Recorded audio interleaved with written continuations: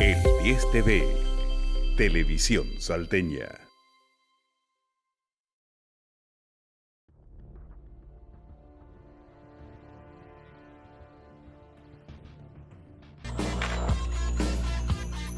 Silvestre, ¿lo están buscando a Jerónimo?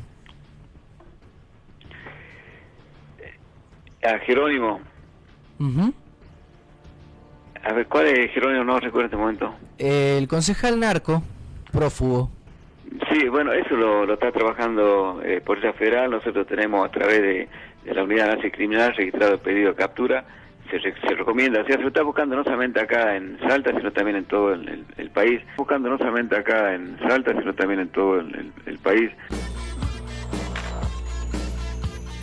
Yo quería buscar algunos prófugos a ver si están en la base de datos. ¿Vos lo buscamos, es online, en el momento. Busquemos, por favor, a Mauricio Jerónimo.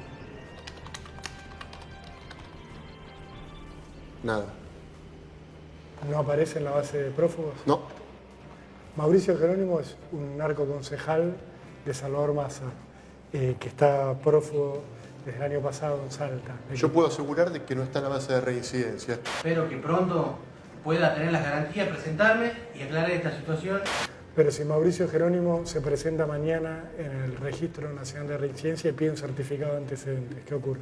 Le va a salir que no registra antecedentes. Le va a salir que no registra antecedentes. ¿Puede ser que esté en la base de datos de Interpol y no esté en la base de datos nacional? Es posible, no probable.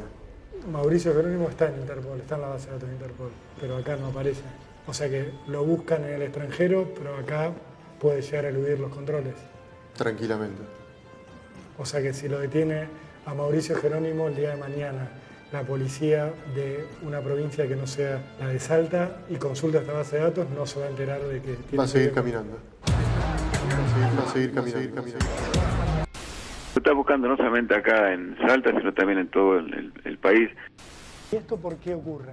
O sea, algunos estados provinciales dejaron de comunicar, en algún momento de la historia, no sé en cuál, este tipo de medidas a reincidencia y comunican quizás a su base propia, que generalmente son bases policiales locales. Y hacerlo al registro de reincidencia es un trámite extra dentro del juzgado, digamos. Sí, es cambiar el encabezado de un oficio que ya se envía a otro lado. Tendría que tardar 10 segundos. Y a veces aún así no lo hacen. No.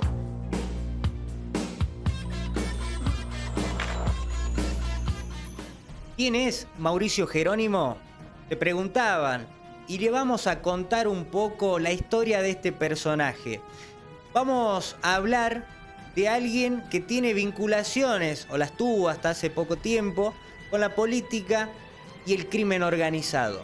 Y nos da pie para meternos de lleno y hablar de narcotráfico, del narcopoder, como hizo mención en su momento Sergio Poma en su libro.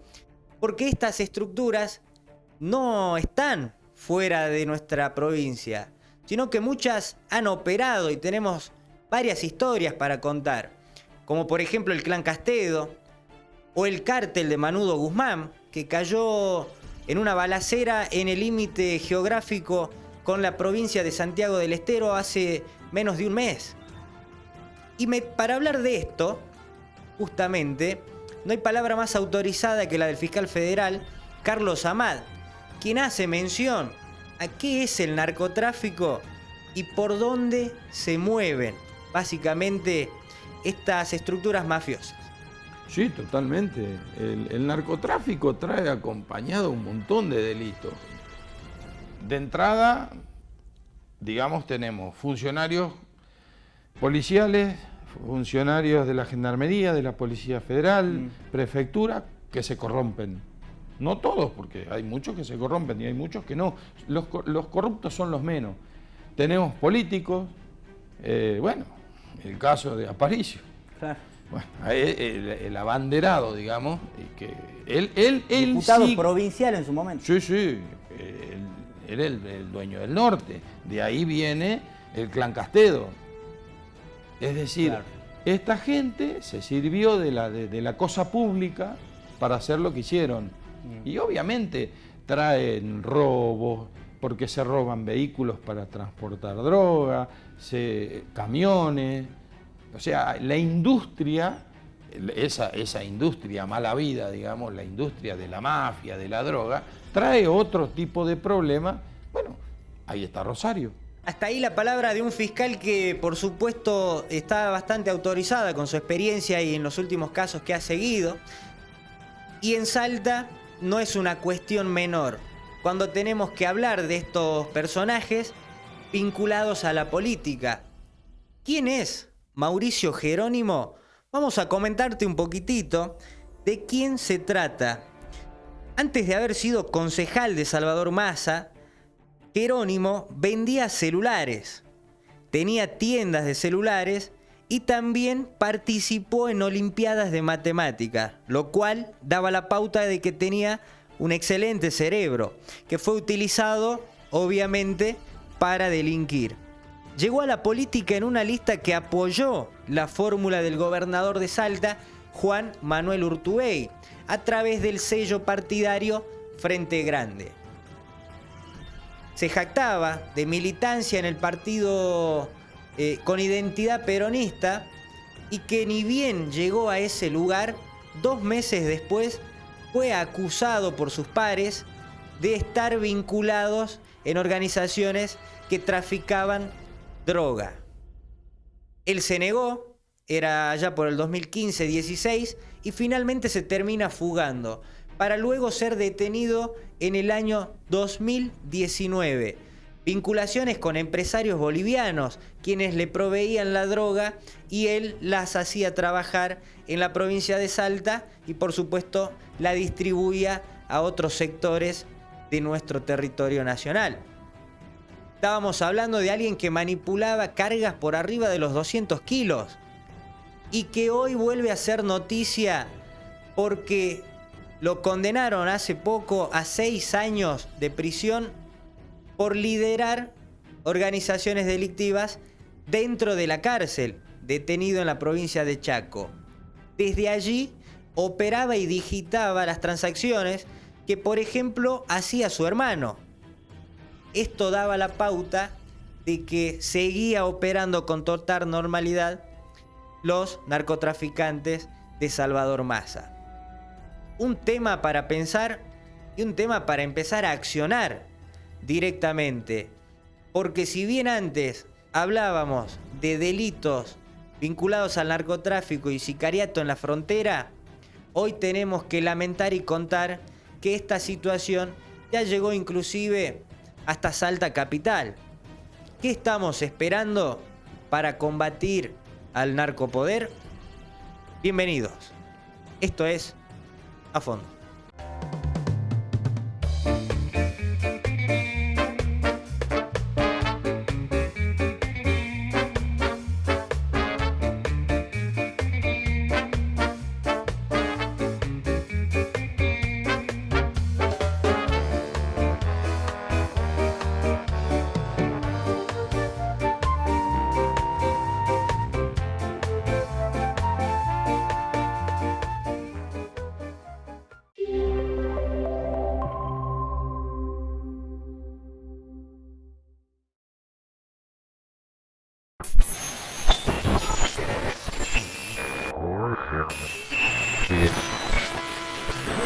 Estamos presentes en cada barrio de la ciudad.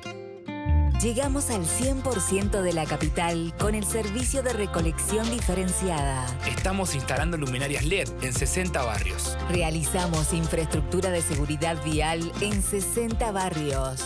Llegamos a 110 barrios con nuevo pavimento, arreglo de calles y cordón cuneta. Llevamos servicios sociales a todos los barrios. Y servicios ambientales a 120 barrios. Estamos trabajando cada día por transformar la ciudad. Estamos haciendo las cosas bien. Municipalidad de Salta. Betina Romero, intendenta.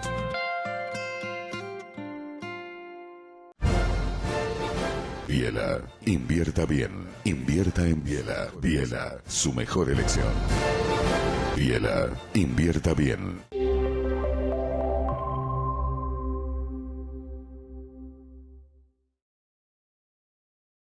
Continuamos en A Fondo y te invitamos a que mires toda nuestra información en nuestras redes sociales. Nos puedes encontrar @bufosalta para ver todo el material audiovisual y también el de nuestro canal, @afondotv-salta, en Twitter, Instagram, Facebook y ahora también en nuestro canal de YouTube.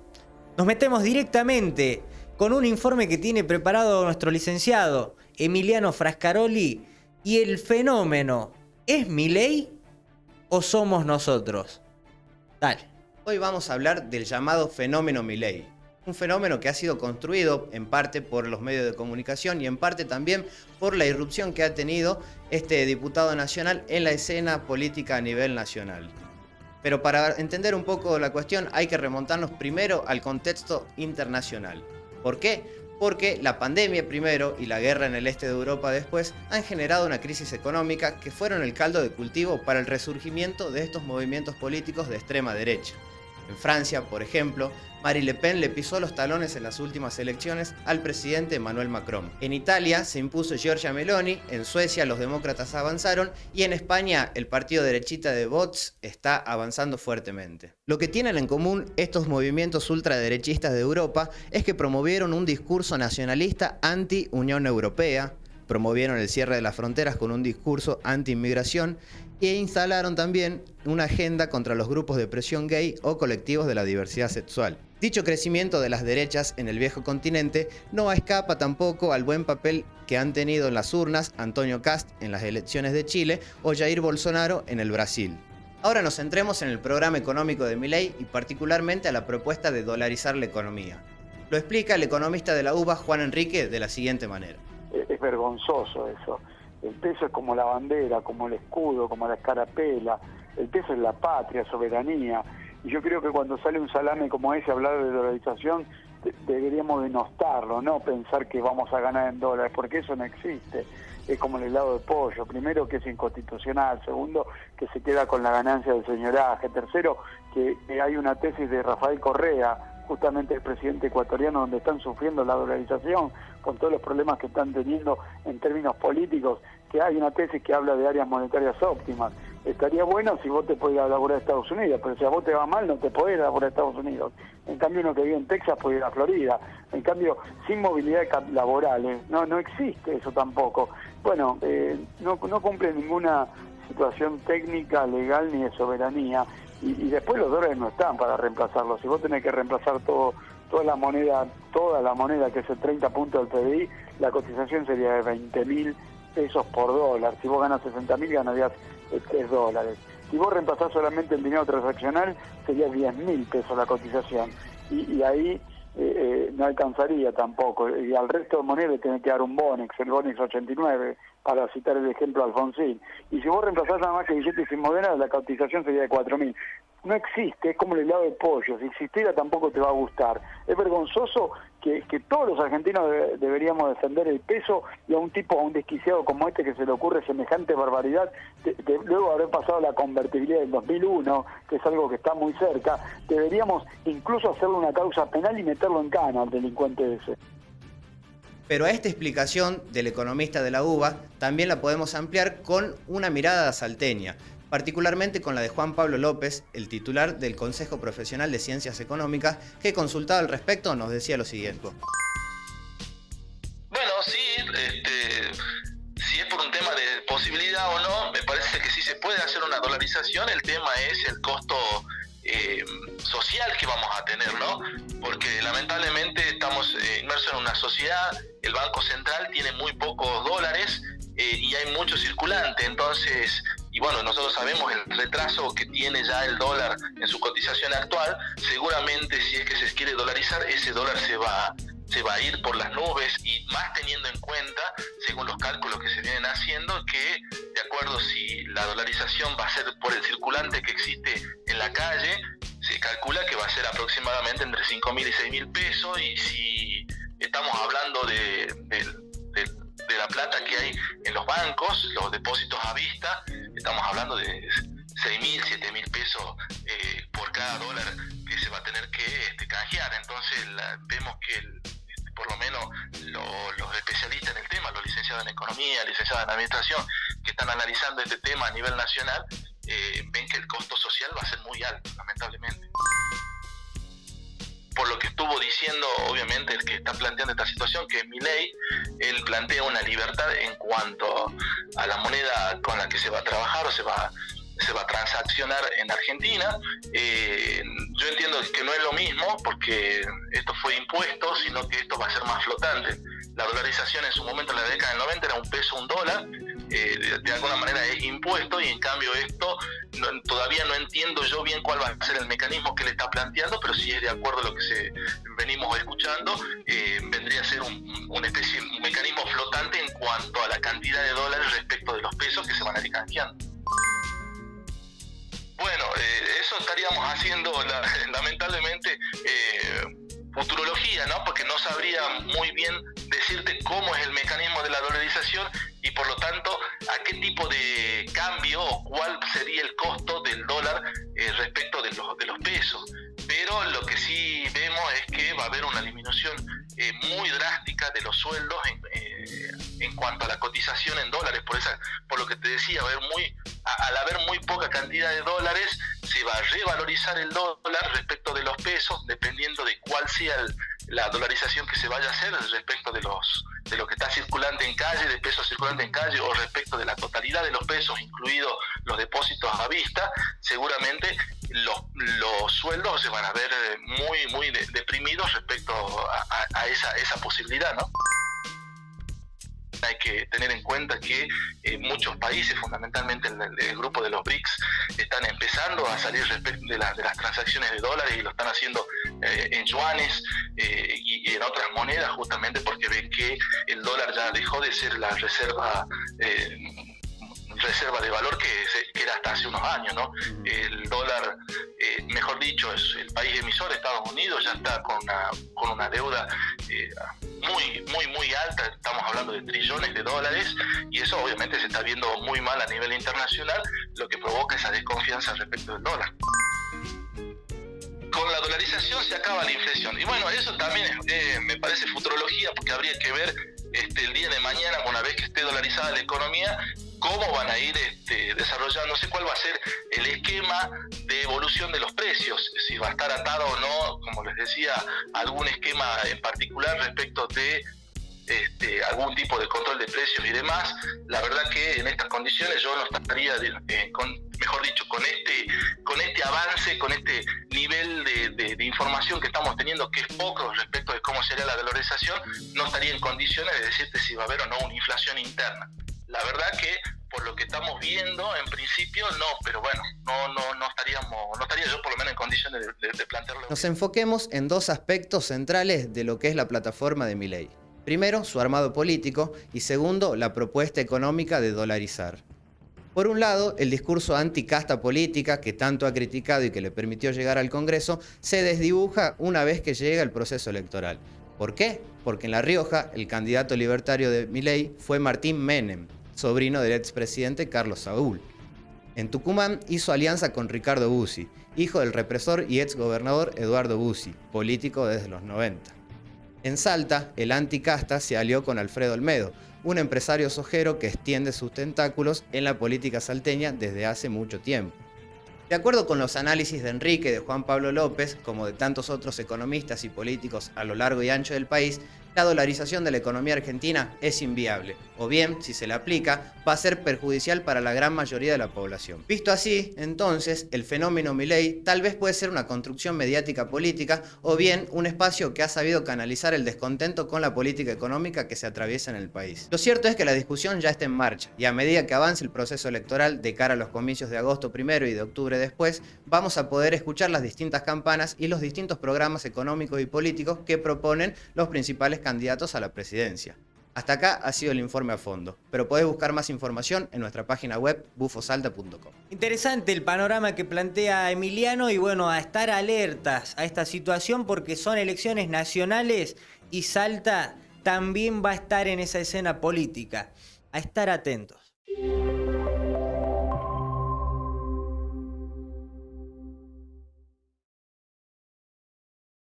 60 barrios. Llegamos a 110 barrios con nuevo pavimento, arreglo de calles y cordón cuneta.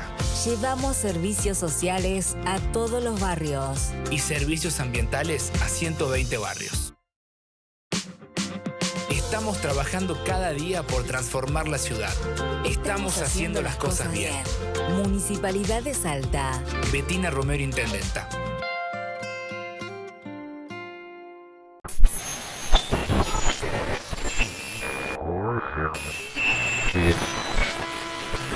Sapo de otro pozo. Nuestro amo juega al esclavo.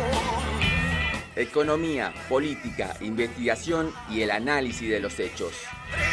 Todos los días a pura muerte, a todo gramo. Lunes, 16 horas por Radio Universidad Nacional de Salta, 93.9.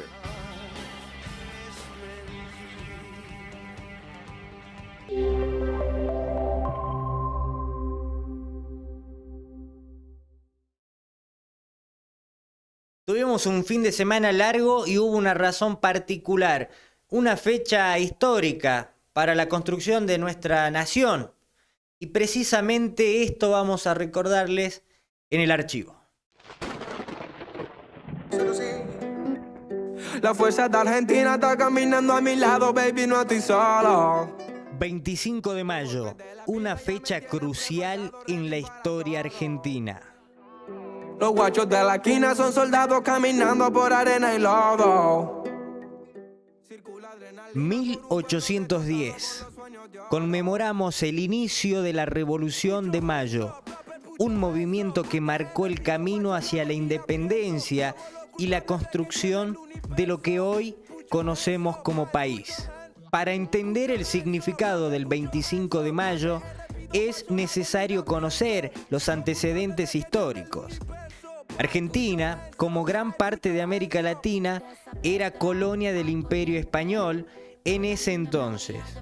El dominio colonial y el sistema mercantilista habían generado descontento entre la población denominada criolla. A principios del siglo XIX, el virreinato del Río de la Plata se encontraba en una profunda crisis. Los intentos de España por controlar el comercio y restringir el desarrollo económico de la región generaron un malestar generalizado.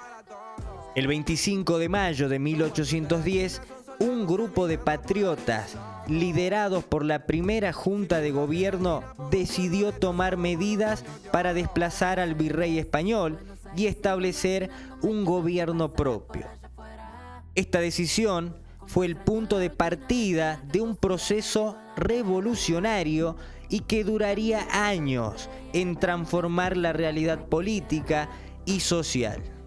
Durante la revolución destacaron líderes como Cornelio Saavedra, Mariano Moreno y Manuel Belgrano.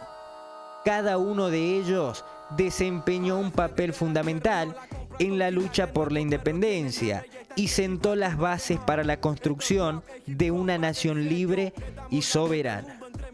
En esta historia fue un punto de inflexión para nuestra construcción. No solo significó el inicio de un proceso independentista, sino que también impulsó cambios profundos en la sociedad y la mentalidad de la época.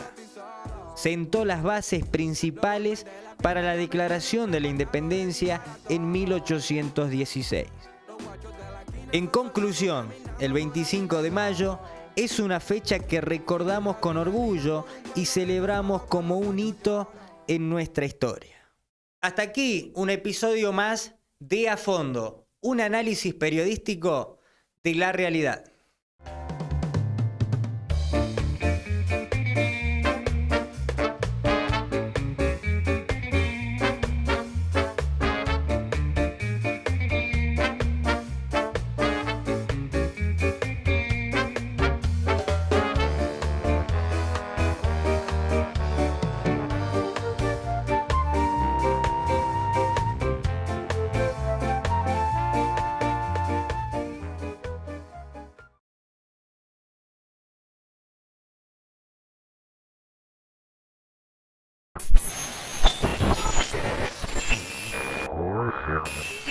El